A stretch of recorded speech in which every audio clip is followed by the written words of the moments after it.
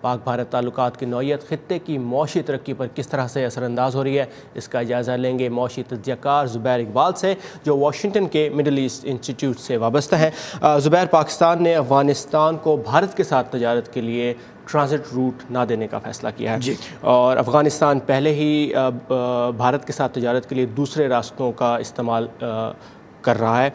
پاکستان کے افغانستان کو transit route نہ دینے کے فیصلے کا اثر خطے پر اور خود پاکستان کی معاشی ترقی پر کیسے ہوگا؟ دیکھیے، اس کے لیے کئی ایسٹیمیٹس ہوئے ہیں۔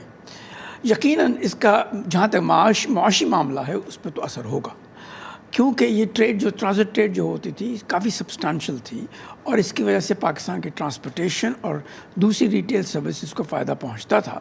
اب وہ نہیں ملے گا، لیکن یاد رہے کہ یہ ڈیسیز جو لیے جاتے ہیں یہ ایک پولیٹیکل اکانومی کانٹیکس میں لیے جاتے ہیں، تو اس لیے جو ہم کاسٹ اس کو آپ ٹریڈ کی طرف سے دیکھتے ہیں، یہ اکنامک ایشوز کی طرف سے دیکھتے ہیں، وہ پولیٹیکل معاملوں کے سامنے آ کے اس کو بیلنس کیا جاتا ہے۔ جہاں تک میں دیکھ سکتا ہوں یہ ایک پائیدار قسم کا فیصلہ نہیں ہے، کیونکہ اس کا کسی کو فائدہ نہیں ہوگا۔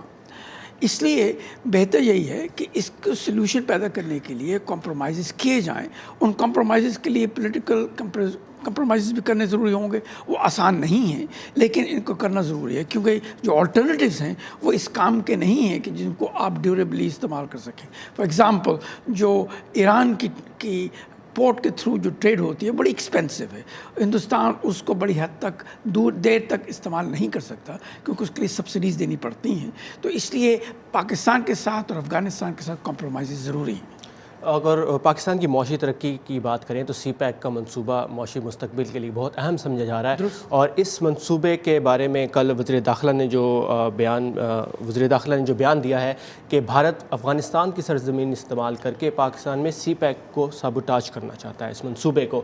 دوسری طرف چین نے وزرائے خارجہ کی ایک کانفرنس بلائی جس میں افغانستان، پاکستان اور چائنا نے شرکت کی، اور سی پیک کو افغانستان تک بڑھانے کا عندیہ دیا گیا۔ تو آپ کیا دیکھ رہے ہیں کہ سی پیک کا جو منصوبہ ہے پاکستان میں خود مشکلات کا شکار ہے، تو کیا یہ افغانستان تک پہنچ پائے گا، اور اس کا کیا مستقبل دیکھ رہے ہیں؟ دیکھیں، جہاں تک مشکلات کا معاملہ ہے وہ ایک بڑی ریلیٹیو قسم کی ٹرم ہوتی ہے۔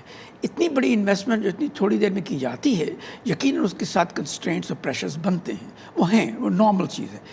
جہاں تک اس کی ایکسٹینشن کا معاملہ افغانستان کے لیے وہ اتنا مشکل نہیں ہے، کیونکہ ٹرین اس قسم کی ہے کہ اس چیز کو ایکسٹینڈ کیا جا سکتا ہے، اور ایک آلٹرنیٹیو پیدا ہو سکتا ہے جس کی وجہ سے پاکستان، بھارت اور افغانستان خود اس کو استعمال کر سکتے ہیں، اور اس کے ساتھ ساتھ سینٹرل ایشیا میں بھی ایکسٹینشن ہو سکتی ہے۔ تو اس سے کیا دونوں بلکہ تینوں ملکوں کی معاشی ترقی پر اثر پڑے گا؟ وہ یقیناً پڑتا ہے، لیکن ہندوستان کو اس کے لیے کمپرومائزز کرنے ہوں گے۔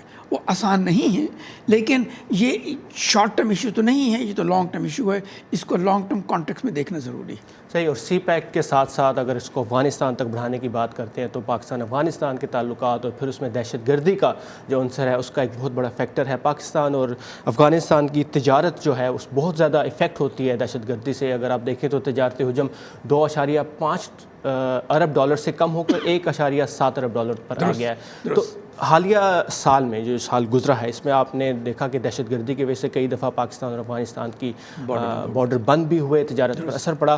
تو دہشت گردی کتنا بڑا فیکٹر رہے گی آنے والے وقت میں، اور اس سال میں آپ نے کیا دیکھا؟ کچھ ڈفرینٹ تھا پچھلے سالوں سے، آنے والے وقت میں کیا اس کا حل ہوگا؟ دیکھیے، دہشت گردی تو ایک کانسٹنٹ بن چکا ہے، وہ تو رہے گی جب تک فنڈامنٹل قسم کے سلوشنز پیدا نہیں ہوں گے۔ لیکن یاد رہے کہ جب اکنامک انٹیگریشن بڑھتی ہے، جو کہ سی پیک کی وجہ سے ہو سکتی ہے، تو پھر پولیٹیکل کنسٹرینٹس جو ہوتے ہیں کچھ کمزور ہو جاتے ہیں۔ اس میں وقت لگتا ہے، کمپرومائزز آسان ہو جاتے ہیں اگر اکنامک بینیفٹس نظر آنے شروع ہو جائیں۔ تو امید تو یہی ہونی چاہیے کہ جب اکنامک بینیفٹس کے نظر آئیں گے تو اس کے ساتھ ساتھ کافی حد تک یہ کنسٹرینٹس جو ہیں، پولیٹیکل کنسٹرینٹس کمزور ہونے شروع ہو جائیں گے، اور دہشت گردی کمزور ہونی شروع ہو جائے گی، لیکن اس کے لیے وقت لگے گا۔ کتنا وقت لگے گا یہ کہنا مشکل ہے۔ چلیں، امید ہے سال 2018 ہمارے لیے کچھ اچھی خبر لے کر آئے، اور پاکستان، بھارت اور چین اور افغانستان اور پورا خطہ جو ہے اس میں کچھ بہتری پیدا ہو معاشی اعتبار سے۔ زبیر اقبال صاحب، بہت شکریہ آپ کے وقت اور تجزیے کا، تھینک یو۔